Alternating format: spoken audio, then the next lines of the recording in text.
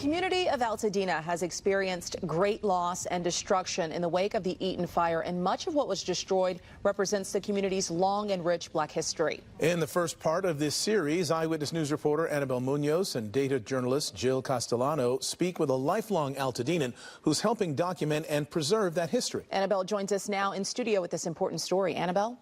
Mark and Michelle, Veronica Jones leads the Altadena Historical Society as a volunteer. Although she retired from her day job, she's been incredibly busy. The work the organization has been doing for 90 years is especially critical following the Eaton Fire. We lost our home. Our whole entire block is gone. My grandmother probably lost her home. It's post-apocalyptic up there. It's pretty bad. When the Eaton Fire destroyed entire neighborhoods throughout Altadena, it burned the homes of generations of black families. People come here and stay. I've been here 61 years, going on 62 years. The home Veronica Jones grew up in is gone. A once little girl who lived much of the town's black history, including busing during the desegregation of schools, is now helping preserve it. Let's see. We had Robert Owens, who was up on the trails bringing down the lumber to L.A. El Prieto Trail is named after Owens, a formerly enslaved man who became one of the wealthiest people in Los Angeles in the 1800s. The following century would set a foundation for what Altadena would come to be. I'm standing on Lake Avenue. West Altadena is to my right and East Altadena is to my left. And for those who know this community and live in it, this is a significant dividing line. How that came to be is in large part due to those who implemented and perpetuated something known as redlining.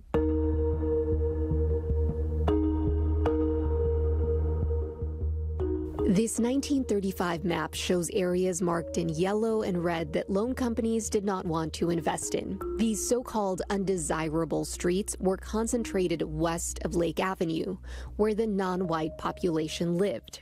Realtors also entered into restrictive covenants and lied or refused to show properties. But despite the challenges, the black population flourished in West Altadena.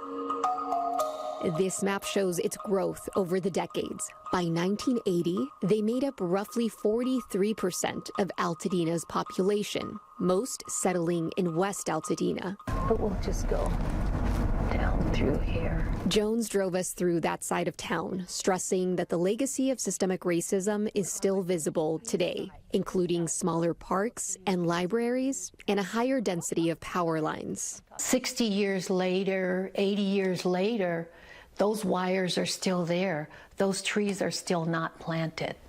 That little library is still there. We made a stop where Jones showed us a plaque outside the former home of Lieutenant Oliver Goodall, a Tuskegee airman from World War II. For us as African Americans, it's important for us to know that we had a stake in building Altadena. The Mountain View Cemetery in Altadena is the resting place of other important figures in black history, abolitionist and educator Ellen Garrison Clark, and speculative fiction writer Octavia Butler. The cemetery was largely unscathed by the fire, but gone are historic places of worship and community staples like the Little Red Hen coffee shop. Let's see here. The volunteers of the Altadena Historical Society are continuing the work they were already devoted to before the fire. Part of our 90th anniversary celebration was to ask people to bring in their family photos, and we were going to do Voices of Altadena with families. And so now a lot of those photos have burned.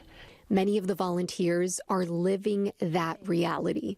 We have about 17 volunteers, and it's almost hard to say over half, about 9 lost everything. They fundraise to restore their archives from the smoke damage and are committed to keep telling Altadena's story.